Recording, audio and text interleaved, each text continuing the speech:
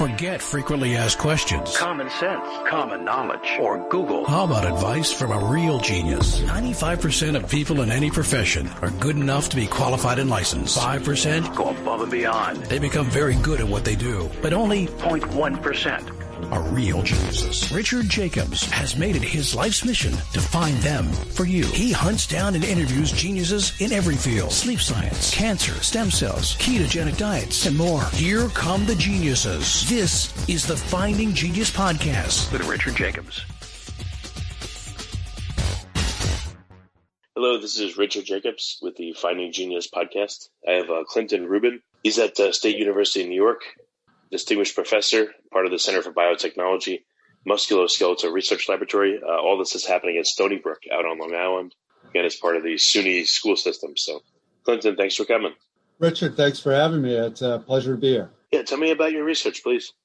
Well, I guess I'm in a department of bioengineering, but I have sort of an unusual background. I'm an anatomist by training that sort of wanted to grow up to be an architect, and sort of was very interested in how form follows function, I guess, and sort of got captivated by nature being one of the best architects around, and tried to look at how the environment might influence who we are or how we're structured, et cetera. And I'm very interested in the fossil record, as it were, and sort of saw that the skeleton is a pretty good reflection of who we are historically over eons of time, for 600 million years anyway, but also how different challenges to the skeleton caused changes in its shape and form.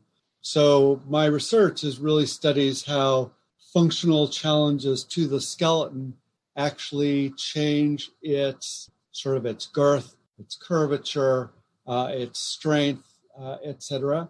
And it is through that sort of basic science question, how do mechanical signals or things like exercise, et cetera, influence the skeleton, we began to think about how we might be able to harness that skeletal sensitivity to mechanical signals, how we might harvest that to come up with new therapeutics, non-drug therapeutics, to treat diseases like osteoporosis, bone wasting, or obesity. Well, tell me, so what is the action of walking and my legs striking the ground due to my bones? It's a great question. Let me give you two extremes to that. So as you're walking down the street or running to the bus, whichever, your bone, which is basically resisting the compressive forces of your body weight, it actually deforms, it strains, it distorts.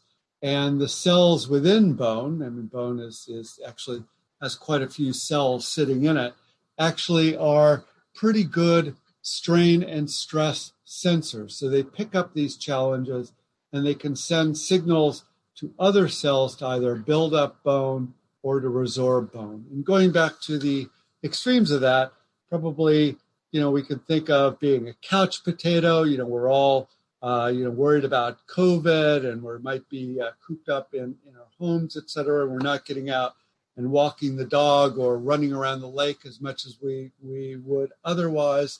We might be a couch potato, binge watching on Netflix. But really the extreme of that is the people brave enough to go up into space and to spend weeks, if not months, on the space station circling the Earth. And one of the sort of the funny challenges of microgravity, being not on Earth, is that all your physiologic systems adapt quite quickly. And in terms of the skeleton or the musculoskeletal system, both muscle and bone begin to waste away pretty fast. You actually start peeing out, if I may be so bold, bone quite quickly. Within 24 hours, your calcium levels begin to increase, and you actually start to dump bone pretty quickly. So to put that in context, in terms of osteoporosis or bone wasting as we age, that we peak, both men and women, peak our bone mass at the age of around 35. And then both men and women start losing bone, let's say about 2 to 3% per decade following that peak. So as we age, we're losing bone. And women following menopause can lose 2 to 3% bone per year for about 3 to 8 years past the menopause. Now, as it turns out, astronauts have a much bigger challenge in that they're losing 2 to 3% bone per month. And now you put that of the... That's crazy.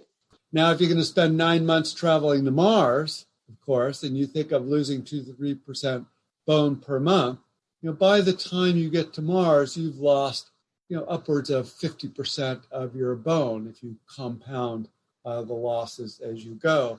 Yeah, you have to crawl onto the planet. Their gravitational field is much less. You are really at risk of your femoral neck snapping in two when you step under the gravitational field of Mars. Now, well, at what percentage of bone loss does it suddenly predispose you to, breaking a hip or cracking a bone? Well, that goes back to this issue of nature being this sort of the ultimate architect. You want to have lots of bone, right? Because you don't want to be walking down the street or running to the bus and having your bones break in two. But the problem is that both metabolically, it's tough to carry around a lot of bone, right? It weighs a lot. It's about 4 to 5 times more dense than fat. So you don't want too much bone, because if you have too much bone, you can't chase your prey because you're going to be too slow. And you don't want so little bone that your bone breaks. So when you're being chased, your bone breaks. So it is this sort of structural optimization that skeleton over many, many years, particularly as I study terrestrial locomotion, that your bone sort of tunes to its environment. And so take it from the astronaut who's dumping bone so quickly to the other extreme of exercise, that professional tennis players have about 30 to 35% more bone in their playing arm than their non-playing arm. So that's telling you there, when we get back to this tuning challenge, that in one sense, you take away gravity, you take away that reaction walking down the street and loading up your bones, you're dumping out bone like crazy in space, to all of a sudden playing tennis against Venus Williams.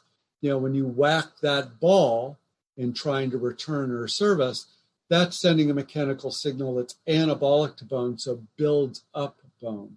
So how much bone is just right? Well, it's basically a bit of a Goldilocks paradigm, isn't it? It can be too much or too little, and Goldilocks has it just right. So what we try to do is figure out how to make your skeleton think that it's still in an optimal design consideration, still 35 years old and resisting loads quite well, even though as you age, your bone becomes less sensitive to mechanical signals, if that makes sense. Has anyone developed a protocol that would keep you at your peak bone mass so that, once you go past 35, you don't get 2 to 3% loss? Well, so put it in the context of osteopenia and osteoporosis, I mean, it's a real challenge, right? That you are at high risk of a bone fracture once you're over the age of 65 or 70, particularly women who, remember, are as a function of time, you're peaking your bone mass at the age of 35. Both men and women are losing bone 3% per decade after that. The reason that about 80% of the cases of bone fracture due to osteoporosis happen in women and only 20% in men is that men start with more bone at the age of 35 than women. They actually have bigger bone structure. Men aren't faced with the menopause, so they're not dumping bone like crazy for that 5 or 6 years following menopause. And it turns out that women tend to live longer than men. So one of the reasons that men don't have as many osteoporotic fractures is sort of the synthesis of those three things: more bone, no menopause, and not living as long. But certainly you want to eat right. You want calcium in your diet. You want all the nutrients that bone needs to stay high quantity and high quality.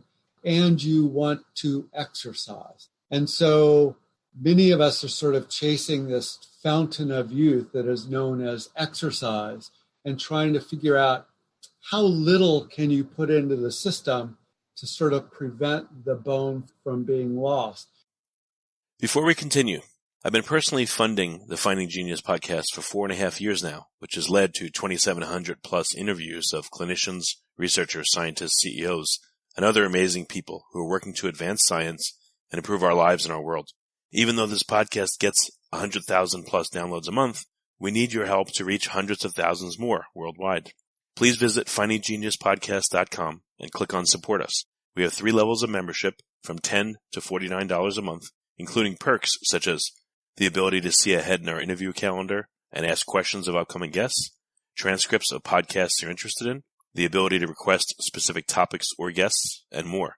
Visit findinggeniuspodcast.com and click Support Us today. Now back to the show.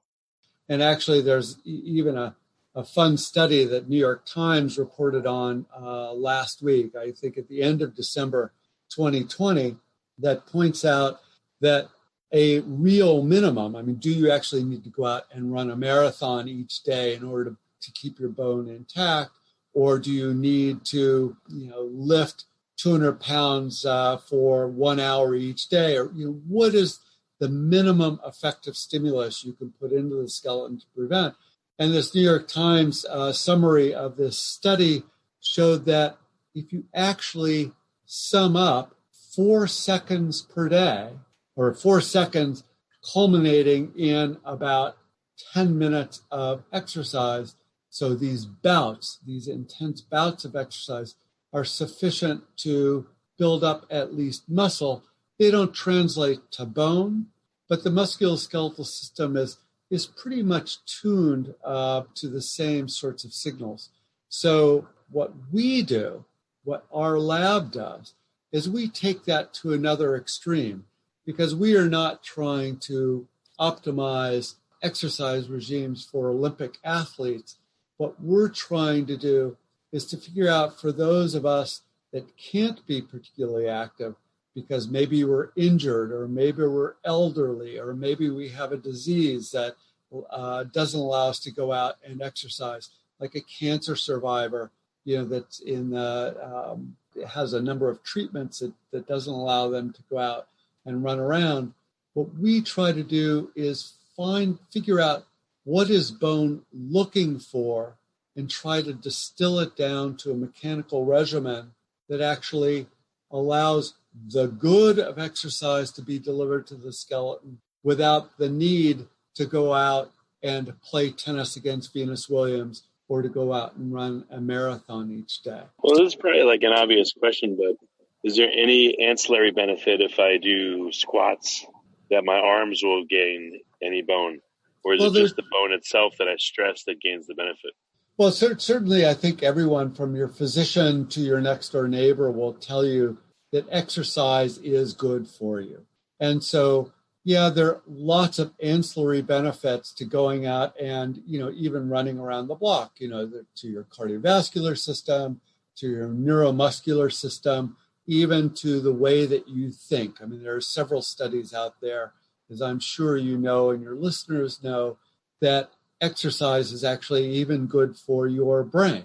And you could either try to oversimplify it, which I believe is an oversimplification, that it's quite simply the delivery of more oxygen and nutrients to your muscle or your brain or your bone, that's actually sort of the good element of exercise.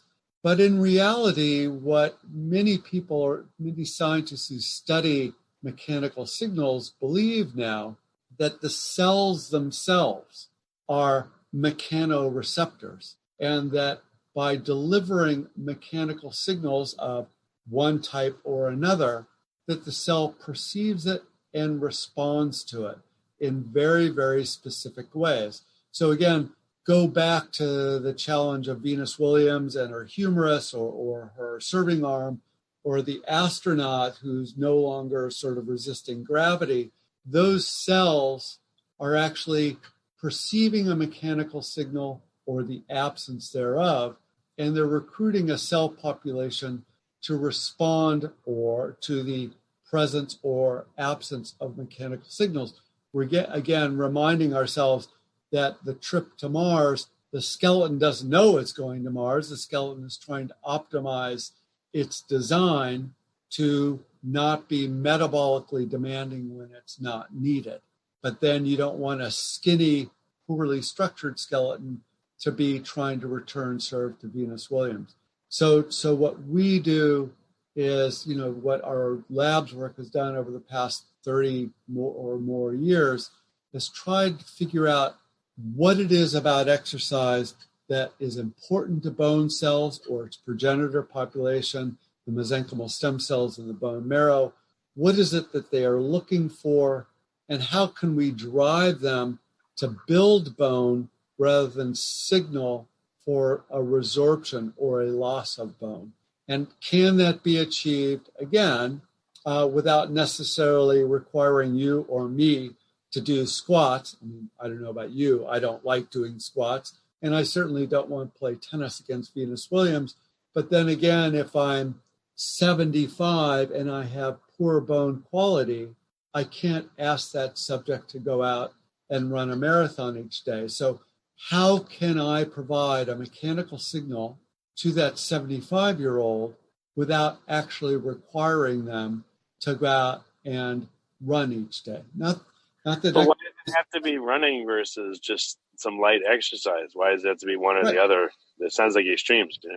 If you like this podcast, please click the link in the description to subscribe and review us on iTunes. You're exactly right, and that's exactly what we're trying to do. We are trying to figure out, what is the real components the cells are looking for, and is there a way we can deliver them? It's sort of like a magic bullet, if you will. Is there a way we can deliver mechanical signals to the bone or the bone cells that they like without actually requiring sort of intense exercise? And so, has like vibration tables been used, or stim? Would that work? Because the muscles will pull on the bones. Right. So is there a surrogate? So what our lab is really driving towards, is there a surrogate for exercise? And I'm glad you brought up the issue of vibration. Vibration can be, from our view, a good thing, or as, many safety organizations will tell you, or truck drivers will tell you, vibration can be a really bad thing. So let's take vibration now just for a moment, that as your muscles contract, they're really actually pretty inefficient motors. So as you pick up your beer can, or if you pick up your kettlebells during weightlifting, or as you pick up even a pen, your muscles, as they contract, being inefficient motors, are actually vibrating. And it turns out that they vibrate at a very specific frequency bandwidth. Now, frequency being cycles per second. So you asked earlier about walking. Now, we typically walk at around 1 hertz or 1 cycle per second, but as your muscles contract, they're actually contracting between 20 to 50 cycles per second. So as you are squatting, even though you're squatting at 1 cycle per second, to stick with the idea of walking, your muscles are actually buzzing away at 20 to 50 cycles per second. Now, in order to contract and generate force, they don't necessarily change their frequency domain. They actually change the number of muscle fibers they are recruiting. So picking up a coffee cup or picking up a kettlebell, your muscles are still being inefficient motors, but as the challenge becomes greater, they start recruiting more muscle fibers to achieve that goal. So what we began to wonder about in our lab is, rather than introduce a surrogate for exercise that's based on this dominant frequency of walking or running at 2 cycles per second, rather than perhaps muscle, and therefore bone, is more sensitive to these higher frequency domains, 20 to 50 cycles per second. So we in our lab have tried to develop ways of introducing higher frequency signals to bone and muscle, to the standing human, that is based on frequency and not amplitude. So again, rather than trying to think of, can we slam the body with mechanical signals that are similar to those you might endure during running, 2 cycles per second, we try to mimic what the muscles might do at 20 to 50 cycles per second and deliver them to the weight-bearing skeleton. So standing on like a vibrating bathroom scale or standing on your washing machine as it's running is actually delivering higher frequency signals to the bone and muscle that we think are very important to the maintenance and building of the skeletal tissue. Well, it sounds like you could tune a muscle stim or a vibration table that you stand on to match the typical frequency of muscle contraction. And maybe that would induce, piezoelectric effects in the bone and cause them to grow. Right. So you've summarized in one sentence that we've struggled for 30 years to actually achieve.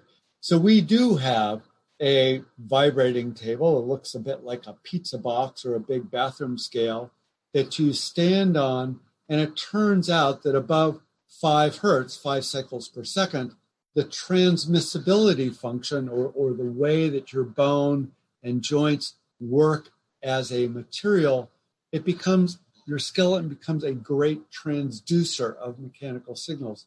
So you can deliver very, very, very small mechanical signals to the bottom of your foot while you're standing, and it actually transmits up through your femur and spine, so through your lower appendicular skeleton into your axial skeleton quite efficiently. So we deliver these 30 hertz, 30 cycle per second signals at a fraction of G, so G being Earth's gravitational field. So if you think Earth's G is 1 G, 9.8 meters per second squared, we deliver around 30 to 40% of that to the standing human, which may sound really, really, really small, which it is. It's about 100 microns in displacement, 120 microns in displacement. But relative to what your muscle is doing in that frequency domain is actually quite large. So by delivering vibration at 30 hertz at 0.4 G, while it's a really small signal, certainly much less than that poor truck driver who's complaining about back pain, or the helicopter pilot, or many, many people who suffer from vibration fatigue or vibration disease in the workplace, our signals are considered safe for between 4 to 8 hours per day. And we have run through a number of cell studies of bone cells or stem cells, a number of animal studies that ranging from mice and rats and turkeys and sheep of all things, to human clinical trials where we've examined the capacity of these short bursts of vibration. They're considered safe by the FDA. Can we, A, stop bone from being lost, i.e. the trip to Mars? The goal is to preserve your skeleton. Or in the case of bone disease, those suffering from osteoporosis, can we build bone? And we've shown in a range of clinical studies that, to misquote Obama, yes, we can, right? We can take these mechanical signals and stimulate the bone cells and their progenitors to build up bone and to slow down the osteoclasts, the bone-eating cells, and suppress their activity, with the end point being that we can preserve and build bone without exercise, but using this surrogate for exercise, these mechanical signals in this higher frequency domain. So what percentage of, do you just get bone retention, or do you actually get bone density improvements? So it depends on the clinical trial that you design. So we actually believe that an important element in this strategy is not only stimulating the bone cells that exist in your skeleton and my skeleton, but to actually recruit new cells to produce bone. So the cells that produce bone are these cells called osteoblasts, and they come from the bone marrow. Stem cell progenitors are mesenchymal stem cells. Mesenchymal stem cells are kind of funny in that they can be, differentiate into being bone cells or cartilage cells or ligament or tendon or actually muscle cells if they're satellite cells. So MSCs can become higher order connective tissue, bone and connective tissue, or they can also become, of all things, fat. They become adipocytes.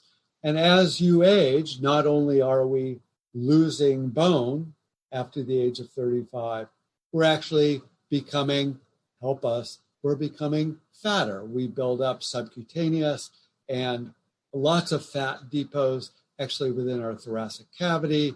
They're building up in some of our major organ systems. And we believe that part of that is the mesenchymal stem cells in the bone marrow are no longer being committed to a bone and muscle pathway, but instead are sort of taking this default pathway to the formation of fat. And so we believe that one of the benefits of exercise is that not only are you retaining bone and avoiding osteoporosis and building muscle and avoiding sarcopenia, that by taking this finite number of MSCs, the stem cells, and driving them to bone and muscle, what you're also doing is you're biasing them away from a fat lineage. And so that one of the benefits of exercise, or what we've also found, at least in our animal experiments, one of the benefits of buzzing our animals as we're building bone and muscle is we suppress fat. So long answer to your short question is that in the young populations that we've looked at, kids with Duchenne's or kids with cerebral palsy or kids that are in a remission from cancer but aren't particularly active, that they have pretty crappy bone through no fault of the skeletal system, but just that these kids are not particularly active because of their disabling conditions. And our trials have shown that these kids that stand on these devices, we can build bone in a pretty robust way. So the answer to your question is in the younger population, and we believe as part of the benefit of having a vibrant bone marrow population of MSCs, is that we can get a very robust response to the buzzing plate in a young population that actually turns out to be anabolic and ends up with more bone as a function of time. And this is in contrast to our elder cohorts or elder studies, postmenopausal women or the frail elderly, where the response is not necessarily anabolic. We aren't generating bone, but what we're doing is we're suppressing the loss of bone. So again, in the end, so long as your skeleton outlives you without fracturing, that would be a pretty good treatment of osteoporosis. But again, remembering for these kids, because you're peaking your bone mass at the age of 35, one of the goals is to take our teenagers or adolescent skeleton and build it up as much as we can so that when all the sort of our other... Will that make it peak longer or peak higher? Let's say if you're a weightlifter, in your 20s, will you peak higher or you peak longer, or you'll be the exact same as everyone else if you stop and you hit 35 and beyond? Well, it's a great question, and that I don't think that maybe someone in your audience actually knows the answer to. In the bone world, I don't think that we know. It is a stereotype or an overgeneralization that sort of that age between 30 and 40 is really where you're going to reach your peak. And all of your systems, the consequence of aging is that you begin to lose bone and muscle, brain tissue. All sorts of systems begin to suffer the consequences of aging. So in all cases, you want to be as smart as you can, and you want to be as strong as you can, and you want to have the best heart you can, all by the time you're 30 to 40, so that you're well armed to fight the ravages of aging. Have you compared people that are like in their 70s, ones that, work out versus ones that don't, and look to see like if, or someone that's been an athlete all their life, how do they look at 70 versus someone that's sedentary? Oh, it's a great question. And many studies, none from our lab, but many, great studies are out there that show the benefits of lifelong commitment to exercise really benefits everything from brain tissue to bone tissue. So absolutely, if you were a college athlete and then say, forget about it, I'm going to sit behind my desk and, forget about exercise because my knees hurt, et cetera, you would be well advised to do your best to get up and at least start walking around the block a couple of times per week or even per day. It's similar to smoking, right? If you're a lifelong smoker, it's trouble. But if you give up as soon as you can, your body to a certain degree will recover. Contrast, the converse is also true, that if you've never exercised, but then when you're 50 or 60, you decide to take it up, there is evidence that you will slow down the ravages of aging. But to answer your question, no doubt whatsoever that if you are a lifelong exerciser, all of the tissues in your body, bone, muscle, brain, heart, liver, kidney, etc., are benefiting. And remember, to go back to where this whole discussion started, all the cells in your body are mechanosensitive and, from my view, mechanoresponsive. So it's not, going back to the oversimplification that I'm trying to avoid, it's not simply the benefits of exercise delivering oxygen to your tissues or getting rid sort of the detritus of your cells. It is the cells like to be mechanically challenged, right? So each and every cell in your body, if they are mechanically challenged, both by, let's say, by exercise, the simplest condition, and certainly the benefits of oxygen and diffusion, no doubt. But I believe that there are benefits to all of your cell populations to be mechanically challenged, and that if we all find ourselves, for God knows what reason, it's like the Disney movie Wall-E, where we all basically take up living in space and we become, sort of blobs without necessarily mechanically, all of your systems are going to ultimately begin to fail. What happens in osteoporosis? Has anyone looked longitudinally and been able to get maybe cadaver bones and to see like what happens first and next, and what does the progression look like? Not just the bone, but the muscles, tendons, ligaments, everything.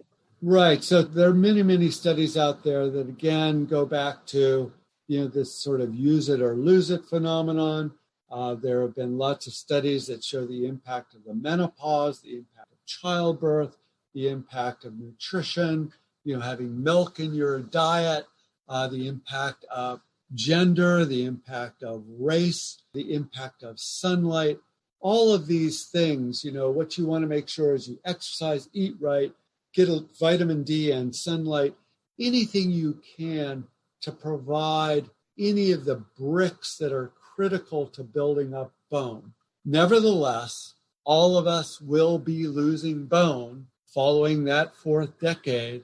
And the first thing to go, there are two types of bone. There's cortical, dense cortical bone, like when you bang your shin in your tibia.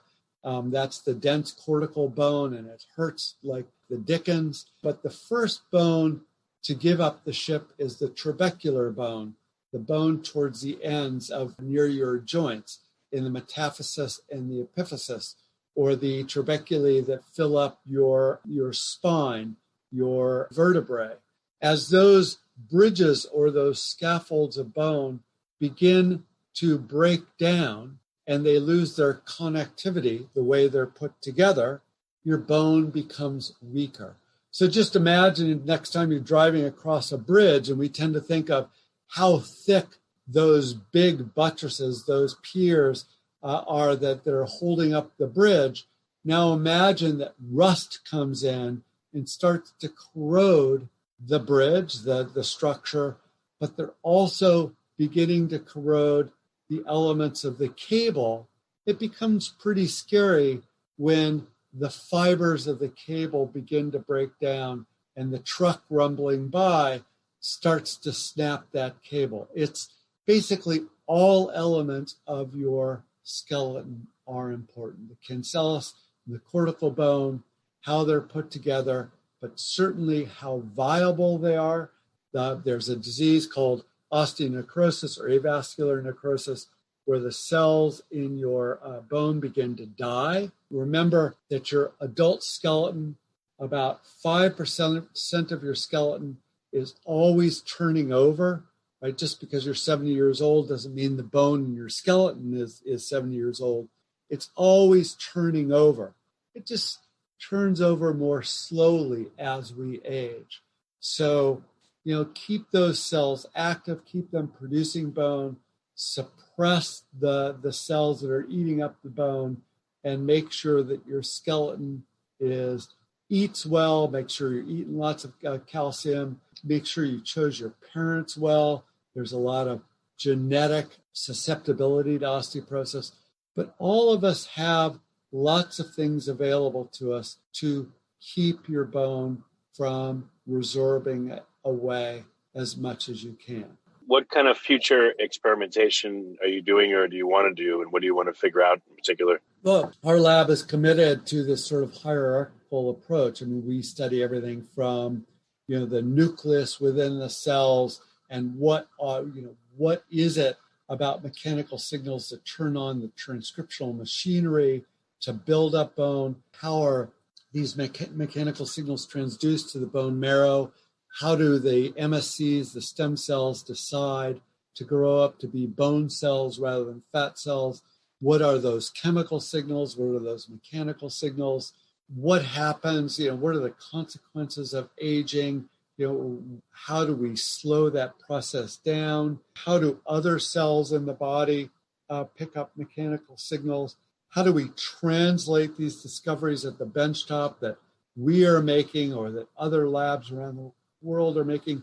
How do we translate them into new therapeutics that can fight diseases of the skeleton? Or how can these mechanical signals fight obesity?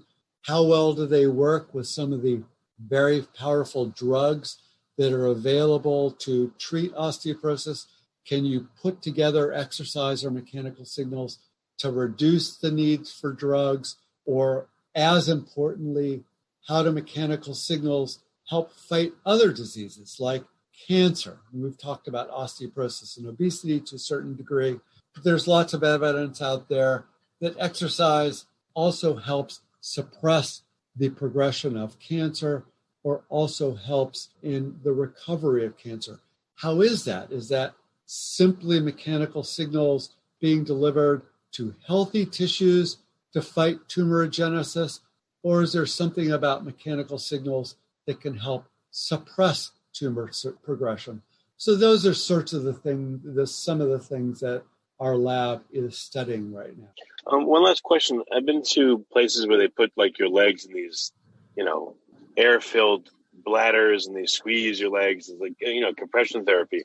Does that have any bearing on, what will happen to the bone if you do compressions instead of just vibration, or if you do a light form of, tapping someone or percussing them multiple times? Does that do anything?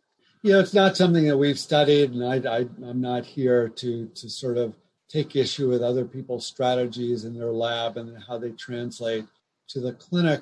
I just, want to make certain that, the things that we've worked so hard on over the decades isn't thrown into this sort of isn't considered sort of false hope or snake oil for that matter. So if it's based on hardcore science where there's evidence, preclinical evidence in cells or in animals, and that it's translated very carefully to be able to be safe and efficacious for the treatment of disease, I would say sure. But I would also say that the work in our lab, and I think the work in many other people's labs, is trying to learn from nature. So the evolution of our own work and how we've ended up building these pizza box-like devices to buzz skeletons is not based on, hey, let's vibrate a skeleton. It's based on trying to become a surrogate for what nature has spent 3 billion years doing, right? Which is making cells mechanically sensitive to things like gravity. Can we use or partner with nature to figure out how to take these ever-present, these omnipresent signals of gravity and deliver them to the skeleton in a beneficial way? So I'm not here to say that bladders around or cuffs around a leg will be of benefit. I'm not quite sure how tens of millions of people might be using something like that. I'm not quite sure I would want to be a guinea pig for such a long-term experiment. But I would say to your listeners that have come this far in our discussion that there is no replacement for Mother Nature. There is no real optimal surrogate for exercise. We're striving towards that, but if you're able to get up and run around the block a couple of times a week, or ideally a couple of times a day, I'd say take that strategy. But, to take it to the extreme, I would say if you're lying down, sit up. If you're sitting down, stand up. If you're standing, walk around. And if you're walking around, then run around. Because exercise and all of the complex signals that it delivers to your organ systems, they're there for a reason, and we've evolved to sense them and perceive them. They're important to the viability and vitality of your organ systems. Don't deny your body exercise. Okay, makes sense. Clinton, what's the best way for people to, if they have a bone to pick with you, or they just want to learn about your research, where can they go? Well, they can certainly reach out to me if they Google me. A good way to do this would be to Google Clinton and Rubin, Rubin. So Clinton, Clinton, Rubin, Rubin, and Stony Brook, Stony, space Brook, Brook. So Clinton, Rubin, Stony Brook. You could Google me and sort of find some YouTube videos that we've done, everything from why cats purr up to summaries of our clinical trials, or, putting all the cards on the table here. We do have partnerships with industry. There is a company, Merodyne. So in revealing all my conflicts of interest, we have translated and patented a number of our interventions. Sort of the work that we've described here has been licensed by a company called Merodyne, Marodyne. So if you search on merodyne.com, you can actually see a number of the studies that we've done. So either on my academic website or on Merodyne's commercial website, you can see how science translates to the clinic. Okay, well, very good. Clinton, thanks for coming on the podcast. I appreciate it. Yeah, thank you so much. I hope you have enjoyed this. I certainly have. If you like this podcast, please click the link in the description to subscribe and review us on iTunes. You've been listening to the Finding Genius podcast with Richard Jacobs. If you like what you hear, be sure to review and subscribe to the Finding Genius podcast on iTunes or wherever you listen to podcasts. And want to be smarter than everybody else? Become a premium member at findinggeniuspodcast.com. This podcast is for information only. No advice of any kind is being given. Any action you take or don't take as a result of listening is your sole responsibility. Consult professionals when advice is needed.